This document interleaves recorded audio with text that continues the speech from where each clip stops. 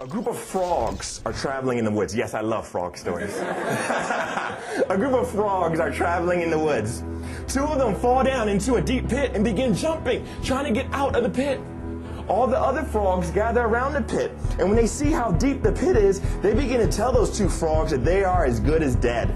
They tell them that they are hopeless. They tell them they should just lie down and die. They tell them they will never be able to make it out of the pit.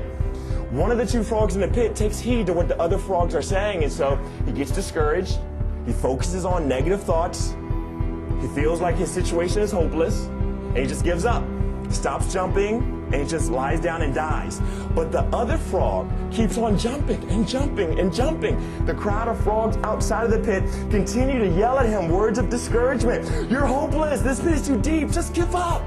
Just lie down and die. But that frog, he doesn't stop. He keeps on jumping and jumping and jumping. And finally, he makes it out of the pit.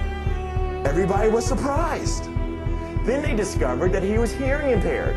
He was unable to hear all those words of discouragement. In fact, as he was jumping up, even though he could not hear what they were saying, he could see all of their body movements. And he misinterpreted their body language. He thought that they were encouraging him the entire time. Can you imagine that? The crowd was looking down at him, yelling at him, "You're hopeless, this is too deep, just give up and die." And he's like, "Okay guys, I'm coming. Oh boy, it's a cute story. It's a very cute story, but please don't miss the moral of the story. The moral of the story is that through every experience that we go through in life, there's always more than one perspective that we can have on that experience. There's always at least one positive perspective, and there's always at least one negative perspective. Those two frogs were in the same exact negative experience, negative situation.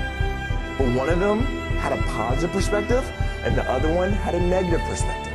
And the difference in their perspectives made the difference in their outcomes. And the same thing is true about us. As we go through challenges in our lives, we have to keep in mind that it really doesn't matter what happens to us. What matters more is how we respond. And how we respond to issues is dependent upon the perspective that we choose to take. Our perspectives. And you know, a lot of times subconsciously, we choose the negative perspective.